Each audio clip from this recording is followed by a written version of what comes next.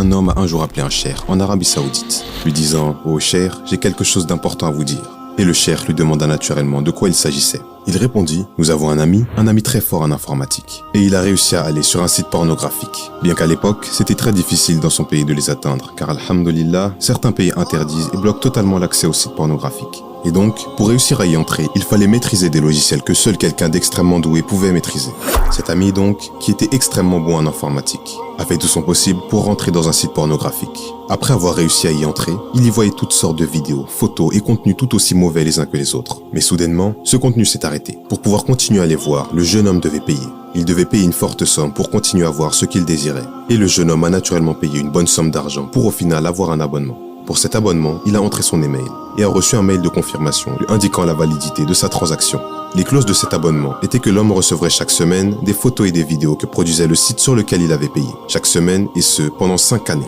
Et c'est comme cela qu'il a commencé à recevoir énormément d'emails à caractère vulgaire, tous provenant de ce sombre destinataire. Mais la situation allait s'aggraver, car en fréquentant ses amis, il leur montrait fièrement ce qu'il avait réussi à trouver sur Internet, leur montrant des échantillons de tout ce qu'il recevait. Ses amis étaient choqués, ils voulaient absolument savoir comment il avait réussi à avoir ce qu'il venait de leur montrer. Il leur expliqua alors comment il s'était débrouillé pour arriver sur ce site avec tout ce qu'il contenait. Ses amis, qui à cette époque n'étaient pas encore éloignés des péchés, ont naturellement voulu profiter de tout ce que leur ami recevait. Et ils lui ont demandé de leur dire sur quel site il avait tout trouvé. Et le jeune homme qui avait payé une bonne somme d'argent en échange de son abonnement proposa de leur partager le contenu si ses amis lui donnaient simplement leur mail. Ils ont alors accepté et ont donné leur mail et grâce à cela, ils ont commencé à eux aussi recevoir les mêmes mails que recevait le jeune homme. Il a collecté non pas 4 ou 5, mais 70 mails ou peut-être plus à qui il partageait ces contenus qu'il recevait depuis quelque temps. Et en pensant à ce qu'il avait réussi à faire, le jeune informaticien était fier de ce qu'il avait réalisé et profitait du statut de celui qui leur avait tout envoyé. Ce récit se poursuit quand celui qui a appelé le cheikh lui dit qu'il rencontrait un problème. 6 mois plus tard, l'informaticien est décédé.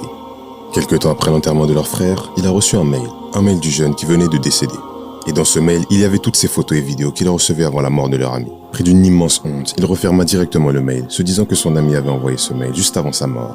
Mais la semaine d'après, il reçut un autre mail, pareil que le précédent, avec le même contenu tout aussi dégoûtant.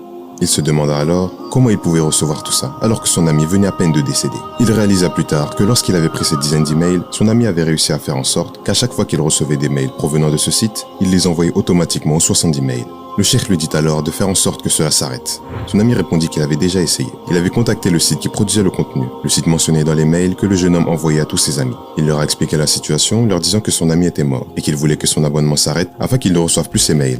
Ils ont demandé à son ami « Donnez-nous l'identifiant et le mot de passe ». Il répondit « Nous n'avons pas d'identifiant ou de mot de passe. La personne est morte et nous n'avons rien de tout ça. Alors s'il vous plaît, arrêtez tout ça. » Ils ont dit « Non, désolé, c'est impossible. L'abonnement se terminera dans un peu plus de 4 ans. » Et ces mêmes mails ont donc continué d'être envoyés aux 70 mails et peut-être beaucoup plus. Car les personnes qui le recevaient pouvaient faire ce qu'elles voulaient des images. Et celui qui au final récolterait le plus de péchés, c'était le jeune qui avait été enterré. À notre mort, ce que nous laissons derrière nous peut être un argument pour ou contre nous le jour du jugement. 3 choses continuent de nous apporter du bien même après notre mort. Une aumône profitable, une science utile ou un enfant vertueux qui invoque pour le mort. Imaginez alors le contraire, avec quelqu'un qui laisse derrière lui une mauvaise habitude, un investissement qui ne produit que du mal ou un enfant qui reproduit de mauvais comportements et propage l'égarement. Cette histoire doit nous faire comprendre que quand on fait une action, on doit se demander si on souhaiterait mourir avec, en sachant bien que chacun est ressuscité dans l'état où il est mort.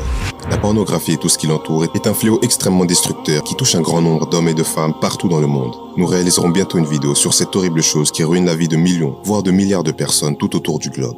Tirons le maximum de leçons de ces histoires, car personne n'est à l'abri de l'égarement. Et c'est maintenant ou jamais qu'il faut se préparer au jugement. Invoquons généreusement Allah également pour les morts, afin que leur tombe soit élargie, que soient pardonnés ceux qui dans leur tombe doivent être punis, et que ceux qui ont bien agi dans leur vie et ont été sincères envers lui entrent ainsi au paradis.